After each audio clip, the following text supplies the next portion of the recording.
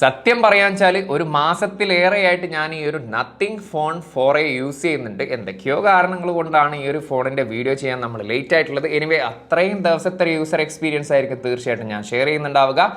Indian variant അല്ല, global variant ആണ്. അതുകൊണ്ട് തന്നെ എന്തെങ്കിലുമൊക്കെ വ്യത്യാസങ്ങൾ ഉണ്ടാകാം. ആ ഒരു വ്യത്യാസമൊക്കെ തീർച്ചയായിട്ടും നമ്മൾ ഈ ഒരു വീഡിയോയിലൂടെ പറയുന്നതാണ്. സോ ഈ ഒരു ഫോണിൻ്റെ ബോക്സിനകത്തായിട്ട് വരുന്ന കണ്ടൻസ് എന്തൊക്കെയാണെന്ന് നോക്കുകയാണെങ്കിൽ ഒരു ട്രാൻസ്പെറൻറ്റ് GPU കേസ് ഉണ്ട്, C2C ചാർജിങ് കേബിളാണ് കൊടുത്തിരിക്കുന്നത്, ചാർജർ അഡാപ്റ്റർ ഇതിൻ്റെ കൂടെ ഇല്ല, പിന്നീട് ഒരു ട്രാൻസ്പെറൻറ്റ് സിം ഇജക്ടർ ടൂളും. എനിവേ 4 കളേഴ്സിലാണ് ഈ ഒരു സ്മാർട്ട് ഫോൺ ഗ്ലോബലി അവൈലബിൾ ആകുന്നത്. നമ്മുടെ കയ്യിലുള്ളത് വൈറ്റ് കളറാണ്. ഇതുകൂടാതെ ബ്ലാക്കിലും ബ്ലൂവിലും പിങ്കിലും അവൈലബിൾ ആണ്. സോ മറ്റു വിശേഷങ്ങളൊക്കെ നമുക്ക് ഈ ഒരു വീഡിയോയിലൂടെ പറയാം. മാക്സിമം വീഡിയോ സ്കിപ്പ് ചെയ്യാതെ കണ്ടു കഴിഞ്ഞാൽ ഈ ഒരു സ്മാർട്ട് ഫോൺ നിങ്ങൾക്ക് സ്യൂട്ടബിൾ ആണോ ഇല്ലേ എന്നുള്ള കാര്യം തീർച്ചയായിട്ടും മനസ്സിലാക്കാം. സോ സമയം കളയണ്ട, welcome to mister unbox and travel. Design and build quality നോക്കുകയാണെങ്കിൽ ആസ് യൂഷ്വൽ നത്തിങ് സ്മാർട്ട് ഫോണുകൾ കണ്ടുവരുന്ന ആ ഒരു ട്രാൻസ്പെറൻറ്റ് ഡിസൈൻ തന്നെയാണ് 4Aയിലും ഉൾപ്പെടുത്തിയിരിക്കുന്നത്. ബോഡി ഫ്രെയിം പ്ലാസ്റ്റിക് ആണ് യൂസ് ചെയ്തിരിക്കുന്നത്. 8.5 mm ബോഡി തിക്നെസ്സിൽ 205 gram ആണ് വെയിറ്റ് വരുന്നത്.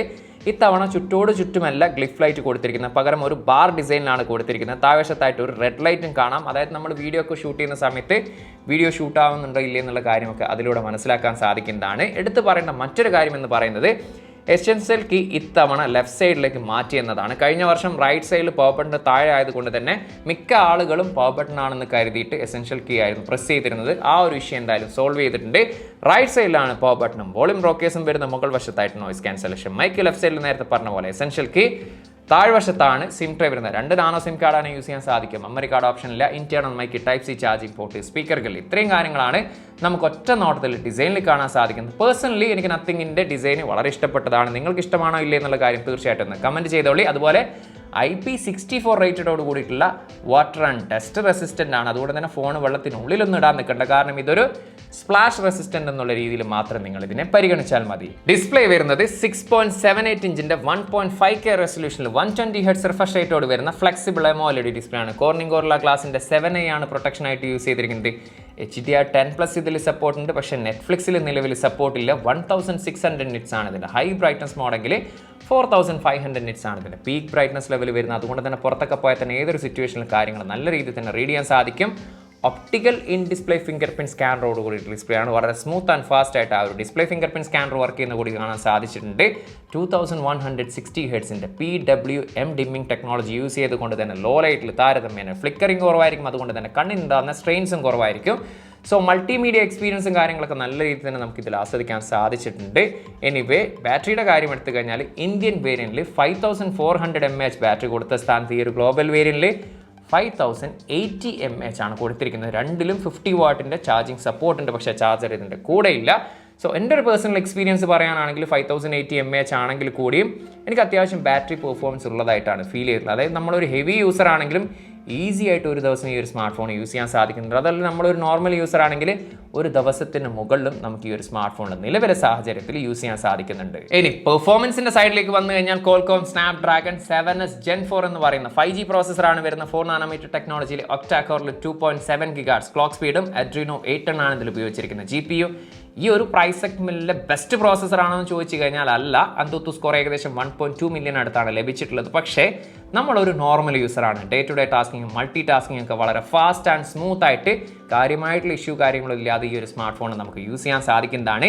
ഇനി ഗെയിമിങ്ങിൻ്റെ കാര്യമാണെങ്കിൽ ഗെയിമിംഗ് ഓറിയൻറ്റഡ് സ്മാർട്ട് ഫോൺ അല്ലെങ്കിൽ കൂടിയും നമ്മളൊരു എൻ്റർടൈൻമെൻറ്റ് എന്നുള്ള രീതിയിലാണ് ഗെയിമിങ്ങിനെ സമീപിക്കുന്നെങ്കിൽ ഞാനിതിൽ കോൾ ഓഫ് ഡ്യൂട്ടിയാണ് കളിച്ചിട്ടുള്ളത്. 90 FPS വരെ നമുക്കിതിൽ സപ്പോർട്ട് ഉണ്ട്. ഏകദേശം 45 to 50 minutes ഞാനിതിൽ കണ്ടിന്യൂ ഗെയിം കളിച്ചപ്പോഴും ആ ഒരു എൻ്റർടൈൻമെൻറ്റ് എന്നുള്ള രീതിയിൽ ഗെയിമിങ്ങിന് നിരാശപ്പെടുത്താത്ത ഒരു പെർഫോമൻസ് എനിക്ക് ഈ ഒരു സ്മാർട്ട് ഫോണിൽ കാണാൻ സാധിച്ചിട്ടുണ്ട്. അത്ര സമയം ഗെയിം കളിച്ചപ്പോഴും ഇതിൽ പറയത്തക്ക രീതിയിൽ ഹീറ്റിംഗ് ഇഷ്യൂ എനിക്ക് ഫേസ് ചെയ്യേണ്ടി വന്നില്ല. കാരണം ഇതിൽ വേപ്പർ ചേമ്പർ കൂളിംഗ് സിസ്റ്റം ഈ ഒരു സ്മാർട്ട് ഫോണിൽ യൂസ് ചെയ്തിരിക്കുന്നുണ്ട്.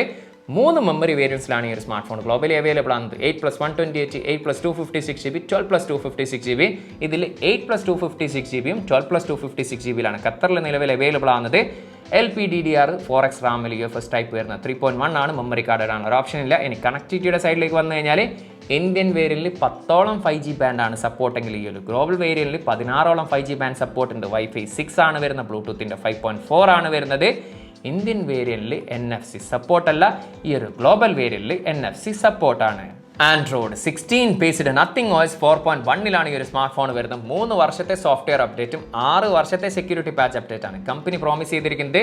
നിലവിൽ മെയിലാണ് ഞാൻ ഈ ഒരു വീഡിയോ ഷൂട്ട് ചെയ്യുന്നത്. ഏപ്രിലിലെ സെക്യൂരിറ്റി പാച്ച് അപ്ഡേറ്റ് ആണ് എനിക്ക് ലഭിച്ചിട്ടുള്ളത്. 2 ബ്ലോട്ട്വേഴ്സ് നമുക്ക് ഇതിൽ കാണാം. ഫേസ്ബുക്കും ഇൻസ്റ്റാഗ്രാം വേണമെങ്കിൽ വെക്കാം, വേണ്ടെങ്കിൽ അൺഇൻസ്റ്റാൾ ചെയ്യാം. ഇനി ഉണ്ടെങ്കിലും വലിയ ഡിസ്റ്റർബൻസോ കാര്യങ്ങളൊന്നുമില്ല. സോ ഈ ഒരു സോഫ്റ്റ്വെയർ എക്സ്പീരിയൻസിനെ കുറിച്ച് പറയാനാണെങ്കിൽ smooth, fast, neat and clean എന്നുള്ള രീതിയിലാണ് എനിക്ക് ഫീൽ ചെയ്തിട്ടുള്ളത്. അങ്ങനെ ഒരുപാട് ഫീച്ചേഴ്സും നമുക്കിതിൽ കാണാൻ സാധിക്കില്ല.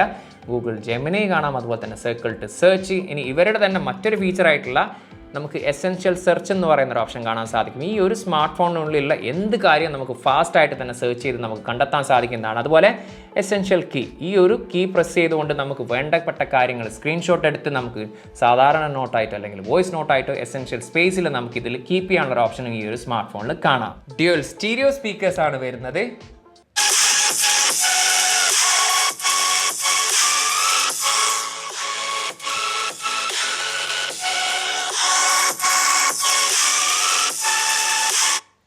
നല്ല ലൗഡിയാണ്, അത്യാവശ്യം ബേസും ഫീൽ ചെയ്യുന്നുണ്ട്. ഒരു കിഡിലൻ സ്പീക്കർ ക്വാളിറ്റി എന്നുള്ള രീതിയിലാണ് ഫീൽ ചെയ്തത്. ഇത്രയും പറഞ്ഞ സ്ഥിതിക്ക് ഇനി ക്യാമറയെ കുറിച്ച് കൂടി പറയാം. 3 ക്യാമറയാണ് പിറകിൽ വരുന്നത്. 50 മെഗാ പിക്സലിന്റെ main lens with OIS, 50 mega പിക്സലിന്റെ 3.5x telephoto lens with OIS, 8 mega പിക്സലിന്റെ ultra wide lens. So rear camera എടുത്തിരിക്കുന്ന ഫോട്ടോസിനെ കുറിച്ച് ഒറ്റ വാക്കിൽ പറയാനാണെങ്കിൽ ഒരു ഡീസൻറ്റ് ഫോട്ടോഗ്രാഫി എന്നുള്ള രീതിയിലാണ് ഫീൽ ചെയ്തത്. ചുമ്മാ ഒരു ഡീസൻ്റ് അല്ല, അതിൽ കുറച്ചും കൂടി ബെറ്റർ എന്നുള്ള രീതിയിൽ തന്നെ പറയാൻ സാധിക്കും.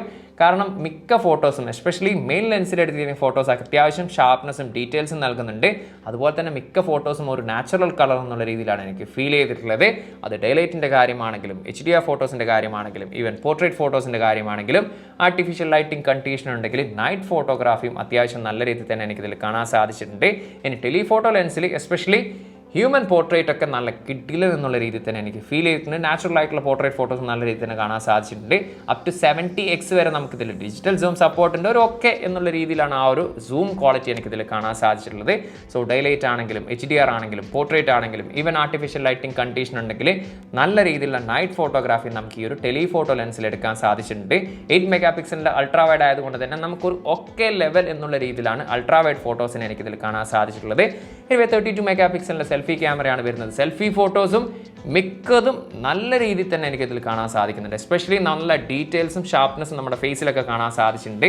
അത് ഡേലൈറ്റ് ആണെങ്കിലും HDR ഒക്കെ നല്ല സൂപ്പർബ് എന്നുള്ള രീതിയിൽ ഫീൽ ചെയ്തിട്ടുണ്ട്. അതുപോലെ തന്നെ നല്ല കിഡിലനായിട്ടുള്ള പോർട്രേറ്റ് ഫോട്ടോസും കാണാൻ സാധിച്ചിട്ടുണ്ട്. ആർട്ടിഫിഷ്യൽ ലൈറ്റിംഗ് കണ്ടീഷൻ ഉണ്ടെങ്കിൽ നല്ല രീതിയിലുള്ള ഒരു നൈറ്റ് ഫോട്ടോഗ്രാഫി എനിക്കിതിൽ കാണാൻ സാധിക്കുന്നുണ്ട്.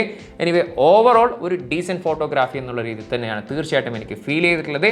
ഇനി വീഡിയോഗ്രാഫിയുടെ കാര്യം ഞാനിതിൽ സാമ്പിൾ കൊടുക്കുന്നുണ്ട്.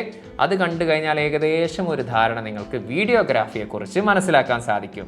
റിയർ ക്യാമറ വീഡിയോ ഫുട്ടേജ് ആണ്. 4K 30 ഫ്രെയിം പെർ സെക്കൻഡ് ആണ് മാക്സിമം വീഡിയോ റെസൊല്യൂഷന്. നല്ല ഡീസൻ്റ് ആയിട്ടുള്ള ഒരു സ്റ്റെബിലിറ്റി കാണാൻ സാധിക്കും. അതുപോലെ തന്നെ നല്ല ഡീറ്റെയിൽസ് നമുക്ക് വീഡിയോയിൽ കാണാൻ സാധിക്കും. ഈവൻ HDR പെർഫോമൻസും സൂപ്പർബ് എന്നുള്ള രീതിയിൽ തന്നെ ഫീൽ ചെയ്തിട്ടുണ്ട്. സോ ഓവറോൾ വീഡിയോ ക്വാളിറ്റി കൊള്ളാമെന്നുള്ള രീതിയിലാണ് ഫീൽ ചെയ്തിട്ടുള്ളത്.